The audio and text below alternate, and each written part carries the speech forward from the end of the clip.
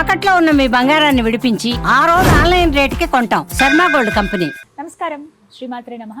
Welcome to Suman TV. నేను గీతాంజలి. ప్రస్తుతం మనం శ్రీ శ్రీ శ్రీ ఆనంద శివకామేశ్వరి సన్నిధానంలో ఉన్నామండి. మనతో పాటు ఉన్నారు పీఠాధిపతులు శ్రీ శ్రీ శివకామేశ్వరి ఆనందమయ్య అమ్మ. మాతాజీతో మాట్లాడదాం. అమ్మ నమస్కారం. శ్రీమాత్రే నమః తల్లి. శ్రీమాత్రే నమః. అమ్మ, నవగ్రహ ఆరాధన గురించి ఒక సందేహం అడిగారు ప్రేక్షకుల్లో. అంటే ఎప్పుడు ఆరాధన చేయాలి? ప్రతిరోజు వెళ్ళొచ్చా, లేదు వారంలో ఈ ఒక్క రోజు మాత్రమే వెళ్ళాలా? అలాగే ప్రదక్షిణ చేయడానికి కూడా ఒక సమయం ఉంటుందని అంటారు. ఇప్పుడు రాత్రిపూట నవగ్రహాలకి ప్రదక్షిణ చేయొద్దని చెప్తూ ఉంటారు. అవును. అభిషేకం కూడా ఇలాంటివి రకరకాలుగా అమ్మ వింటూ ఉంటాం కదా. అసలు ఏంటివి, అంటే వీటికి నియమాలు ఉన్నాయా, ఎలా వివరించండి. యాదేవి సర్వభూతేషు సర్వరూపేణ సంస్థిత. నమస్తశ్యై నమస్తశ్యై నమస్తశ్యై నమో నమః.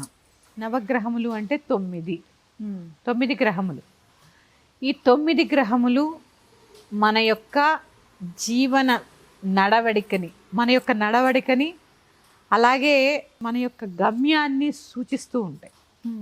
ఎందుకంటే చూడండి, జాతక చక్రంలో ఏ గ్రహం ఎక్కడుంది, వీళ్ళు ఎలా సెటిల్ అవుతారు, ఎలా చదువుకుంటారు, వీళ్ళ దాంపత్యం ఎలా ఉంటుంది, వీరి సంతానం ఎలా ఉంటుంది అని ఆ జాతక చక్రంలో ఉండే గ్రహగతుల్ని బట్టి చెప్పేస్తూ ఉంటారు. అంత కీలక పాత్ర మనకి ఈ గ్రహాలు, నవగ్రహాలు పోషిస్తాయి మన జీవితంలో. అంటే చాలామంది గ్రహదోషం అని భయపడిపోతూ ఉంటారు. మన కర్మని బట్టే దోషాలు అక్కడ కనిపిస్తూ ఉంటాయి.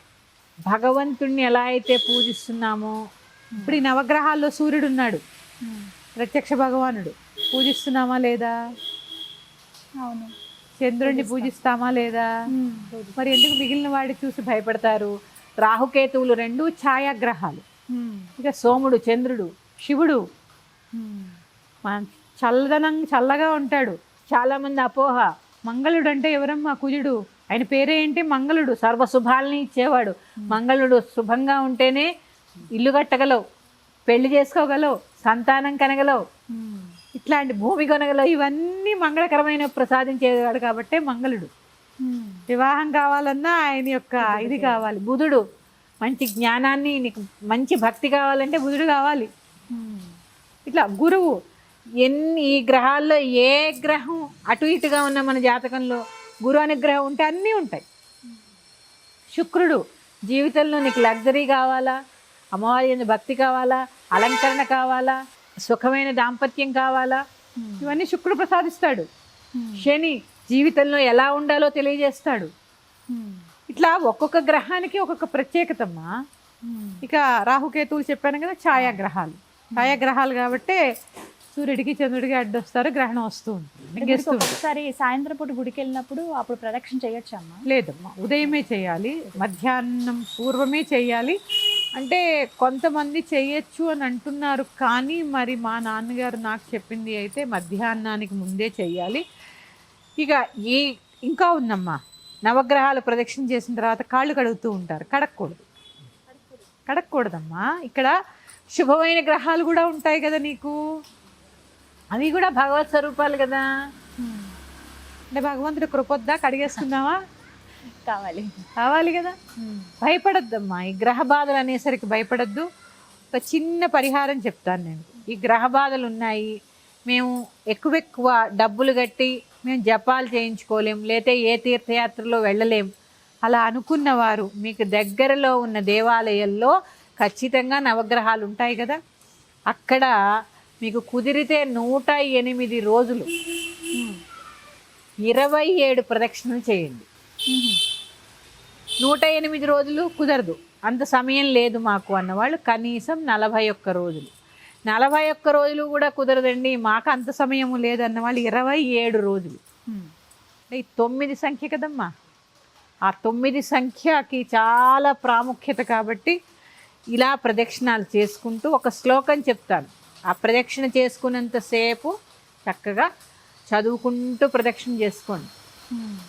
ఆదిత్యాయ సోమాయ మంగళాయ బుధాయ చ గురు శుక్ర శనిభ్యశ్చ రాహవే కేతవే నమః.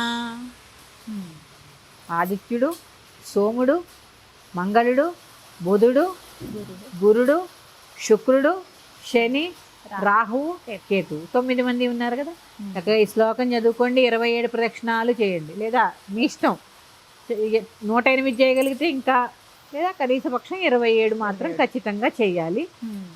చాలామంది 9 అంటారు కానీ 27 అనుకోండి, ఎందుకంటే మనకి 27 నక్షత్రాలు కదా. చక్కగా చేసుకోండి.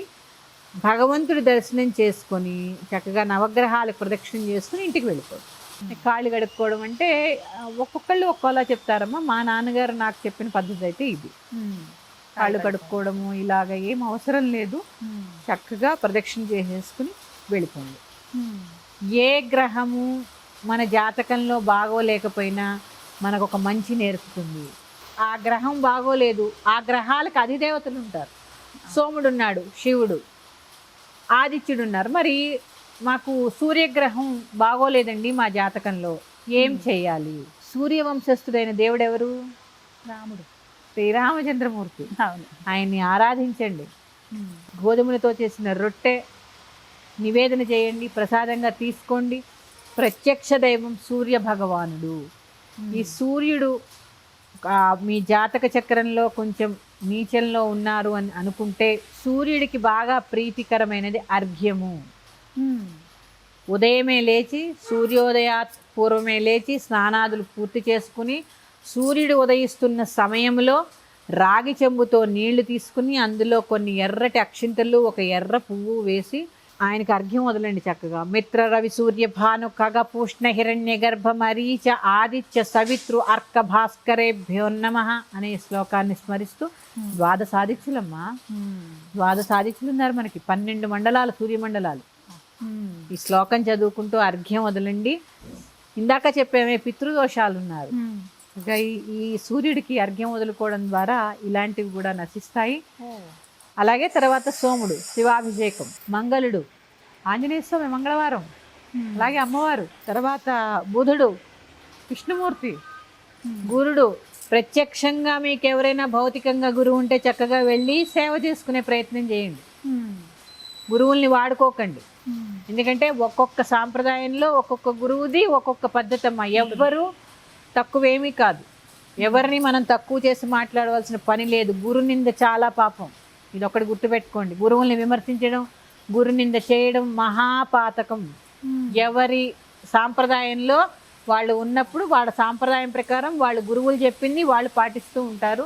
గురువుల్ని మనము నిందించడం అనేది మహాపాతకం, ఇది గుర్తుపెట్టుకోండి. మనకందరికీ ఆది గురువు దక్షిణామూర్తి దత్తాత్రేయుడు. చక్కగా వారి పూజ చేసుకోండి. ఇక శుక్రవారం అమ్మవారు కదా, అమ్మవారు మనకి లలితా సహస్రనామం చదువుకోండి. అమ్మవారు లలితా సహస్రనామం చదువుకుంటూ ఉంటే శుక్రుడు చక్కగా వింటాడు మాట. అలాగే రాహువు కూడా దుర్గాదేవి, దుర్గా ఏదో ఒక నామం చేసుకోండి. అట్లాగే కేతువు గణపతి, గణపతి ఆరాధన చేయండి. ఇవన్నీ ఖర్చుతో కూడుకున్నవి ఏం కాదు, సమయం కేటాయించాలంటే. ఈ సమయం కేటాయించడానికి మనకి సమయం లేక అనవసరంగా ఎక్కువ వెళ్ళిపోయి బాధపడుతూ ఉంటాం తర్వాత. అందుకని నవగ్రహాలకు ప్రదక్షిణ చేసుకోండి. చక్కగా మీ జాతక చక్రం బ్రాహ్మణులకి చూపించి ఏ గ్రహం అయితే మీ జాతకంలో కొంచెం నీచంగా ఉందో, సూర్యుడు అనుకోని చెప్పానుగా, 1 కిలోంపావు గోధుమలు, ఒక వస్త్రము, ఇంత దక్షిణ పెట్టి ఒక బ్రాహ్మడికి దానం ఇవ్వండి. ఆయన ఏం చెప్తే అది. కొంతమందికి జపాలు అవసరం అవుతూ ఉంటాయి, కొంతమందికి దానాలు అవసరం అవుతూ ఉంటాయి. ఇట్లా మీ స్తోమతిని బట్టి చక్కగా చేసుకుంటూ ఉండండి. మళ్ళీ 2 శ్లోకాలు నేను చెప్తాను. ఆదిత్యాయ సోమాయ మంగళాయ బుధాయ చ గురు శుక్ర శనిభ్యశ్చ రాహవే కేతవే నమః. ఇది నవగ్రహ శ్లోకం. ఇక సూర్యమంత్రం. మిత్ర రవి సూర్య భాను ఖగ పూష్ణ హిరణ్య గర్భ మరీచ ఆదిత్య సవిత్రర్క భాస్కరేభ్యో నమః. ఈ శ్లోకం కూడా చదువుకోండి. చక్కగా మనకు ప్రత్యక్ష దైవం తెల్లారి లేవగానే నమస్కారం చేసుకుని కాస్త అర్ఘ్యం వదులుకోండి. స్త్రీలు కూడా వదలచ్చు నిస్సందేహంగా. మళ్ళీ ఆడవాళ్ళు వదలచ్చా, ఆడవాళ్ళు వదలకూడదన్నారండి. నేను చెప్పానుగా, నిస్సందేహంగా సూర్యుడికి అర్ఘ్యం వదులుకోండి. మరి యొక్క అంశంతో మీ ముందుకు వస్తాను. శ్రీమాత్రే నమః. స్వస్తి. నమస్తే.